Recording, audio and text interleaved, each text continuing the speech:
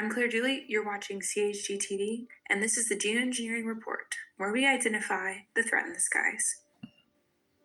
From burning tree bark to vanishing insects, the clues are above us, and often ignored. As more states push for legislation, we break down the terrifying scale of ecological collapse that's unfolding in plain sight. While some may claim it's all part of a natural cycle, could what we're seeing in the sky be an intentional intervention, one that's accelerating the very conditions we're told we need to fix? Our expert Dane explains why what you're seeing in the sky is not just jet exhaust, but deliberate and even dangerous aerosol dispersions. Dane, how many states are currently attempting legislation to block geoengineering efforts? We think we're at about 36 right now, Polly, and hopefully more joining soon. They're working with legislation. That doesn't mean that many are going to pass it. Florida has, Tennessee has, but there are that many states with wheels in motion. And so do you recommend that people get involved in this? How do they get involved? How do they know if their state's even involved? They need to contact their legislators, their elected officials. We need as many people as possible anyway to stoke these fires, to keep the momentum going. Because the gravity and immediacy of our situation, Polly, can't be overstated. Many people, even now at this late hour, have no concept of the gravity and immediacy of what's unfolding. Life support systems of the planet, the primary pillars of those life support systems are imploding. Not just the bees, not just the insects, not just the forest, not just the oceans. The ozone layer itself is disintegrating, and that's climate engineering being at the core of that equation as well, not hairspray cans. Polly, have you felt how hot the sun feels on your skin of late if you're in direct sunlight? Yeah, I'm in Austin, yes. So, again, we're seeing cactus die in the deserts now. We're seeing the bark burn off of trees, insect populations down 80 to 90%, plankton imploding, and we're watching political theater.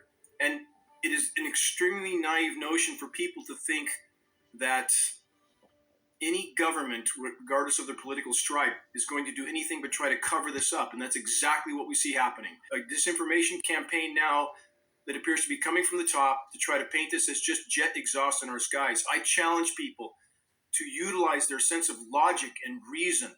Obviously, these programs are ongoing in our skies. We have the whole climate science community clamoring that we need to put jets in the sky to spray particulates to block some of the sun's incoming thermal energy. That's exactly what we see, skies that, they look like something from a science fiction movie, Polly. And we have people still pretending this is jet exhaust covering the entire horizon. It's mind-numbing. Dane, we're getting photographs from viewers watching this show from around the world showing us these horrific pictures. My question to you is this: why would the government want to cover it up? Because they're spraying the government too. They're spraying us all. Why? In their eyes, they have to cover this up, Polly, because they don't want the herd to panic. They don't want the population to realize the party's over. This paradigm's done. We've decimated the planet's primary life support systems, and their goal is to keep the herd from panicking, to feed normalcy bias until the last possible moment while they're maneuvering their chess pieces, and they indeed are.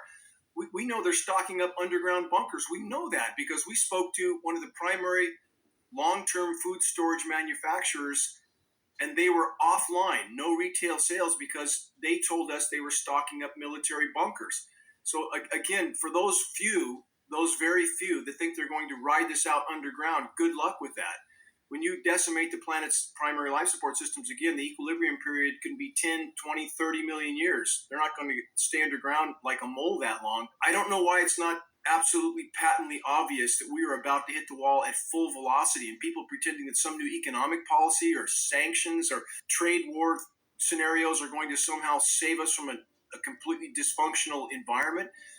But again, for those in power, Polly, this weapon is their crown jewel weapon because they can and are controlling populations, waging war on populations, in fact, covert war without those populations ever even knowing they're under assault, miring populations in misery, whether from Hurricane Helene's in the Carolinas or all the other events that we see occurring. The planet is right now under so many forms of climate cataclysm that Americans are generally unaware of, that very soon, Polly, no one will be able to help anyone else. It's that bad all over the world.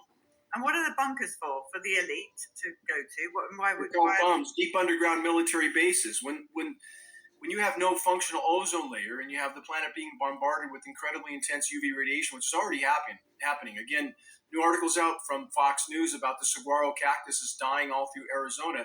They can't take the UV, they can't take the heat, they can't take the lack of rain. The rain that does fall is toxic. So in our forests here in Northern California, that were very, very lush only 20 years ago, now the more it rains, the faster the trees die because the rain is toxic. The trees are literally falling over. The root systems are completely imploding. They're dying back just like the crowns are dying back because this toxic rain is killing soil microbiome. It's killing root systems. Crops are affected as well. The severity of what's unfolding can't be overstated, and there appears to be a disinformation campaign underway right now, coming right from the top, to let's all just pretend this is jet exhaust and pretend we're fighting climate engineering by pretending it's jet exhaust. It's complete disinformation. It appears to go right to the top.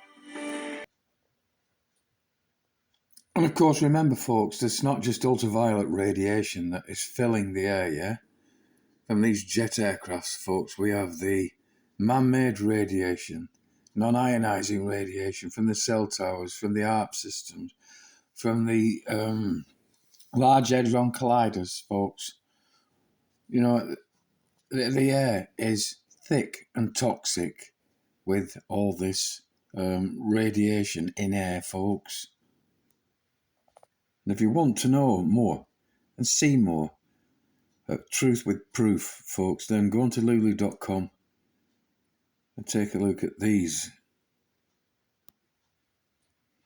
A great source of information, folks. Especially this one, Climate Fake, folks, which is backed up. Pages and pages of factual information, photographs from around the world, folks, from people. Evidence and fact-based, and then backed up by 11 pages of patents that you can Google any of the numbers, research any of the numbers, folks. Find out that this is actually a thing, folks.